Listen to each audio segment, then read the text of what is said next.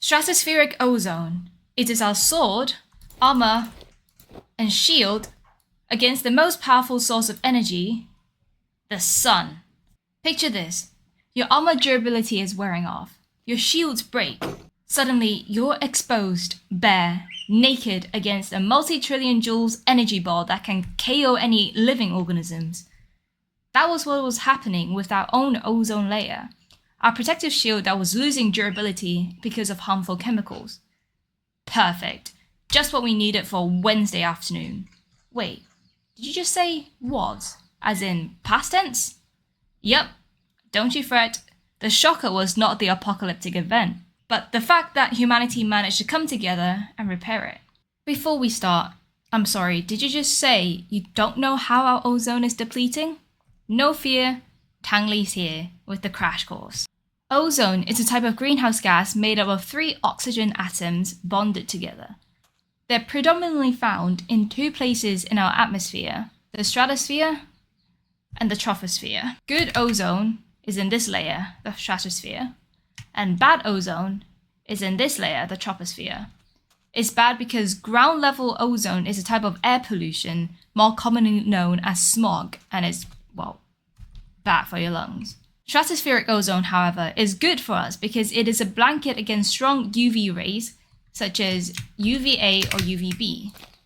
These are the ones that are causing skin cancer, cataracts, and roasting you like sun-dried tomatoes.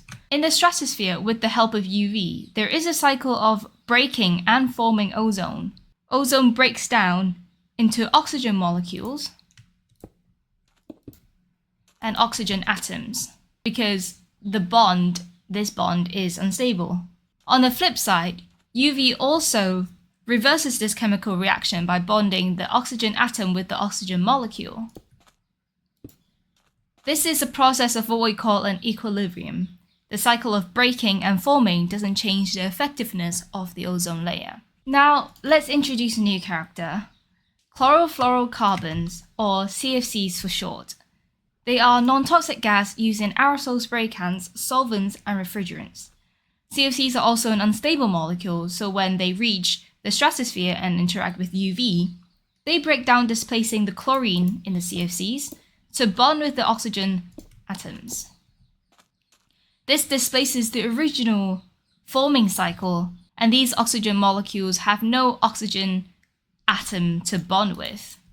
They're out here being lonely to bond, but are beaten by chlorine, who is apparently the embodiment of a man in finance, 6'5", blue eyes of greenhouse gases. And over time, while the breaking down of ozone continues, the formation of ozone reduces, leaving what we call an ozone hole. The health effects of ozone was at its peak during the 80s, and they figured out that it was the CFCs that were breaking the earth shields from the sun, or the chlorine from the CFCs breaking the earth shields from the sun. And this was where the Montreal Protocol came in, which mandated the phasing out of CFCs to non-ozone depleting gases. And it worked. All countries signed and ratified it, and successfully phased out CFCs. So now, 30 years on, our ozone is healing. Why did the Montreal Protocol work so well? What made it stand out? Why was it so effective while other agreements were not achieved? The bottom line? The swap was easy. It did not disrupt the economy. The scientific community provided alternatives. CFCs were mostly in industrial appliances and applications. There wasn't really much disruption to the general public.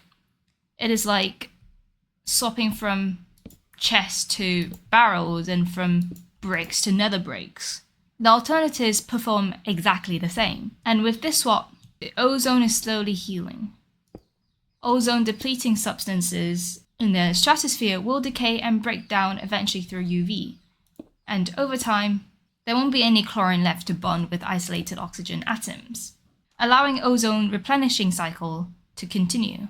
The Montreal Protocol is the only global success story in this scale, proving to us that we do have the capacity for change, the capacity to care for our environment and for human health. It may be more than 30 years since the Montreal Protocol, but it's not too late to carry this mindset forward. We've done it once, we can do it again. In my humble opinion, the Montreal Protocol's success was really down to like human behavior. It showed that people are willing to make a swap, and if money and lifestyle wasn't really disrupted, or if it was easy and convenient for them, people didn't have to individually make an ozone conscious choice. The suppliers did it for them. They did not need that lifestyle change. They weren't driving the demand for CFC replacements. The Montreal Protocol showed the power of change from the government. But on the flip side, it also showed that the change was really made, or the only made because it was convenient, and if there was like any immediate benefit. I'm not saying that this mindset is great, but sometimes I do think that if sustainable options were the only options, people and governments would be more united in driving sustainability. Obviously, there'll be like a lot of complications and implications for that, like to what extent does sustainability compromise what's already there? That's good. But if we find like a good middle ground, I do think that with proper implementation, it could really work, as well as the Montreal Protocol, like other policies and stuff. So yeah, anyways, hope you learned something new. If you enjoyed it, please do like and subscribe. It really helps me out. Peace.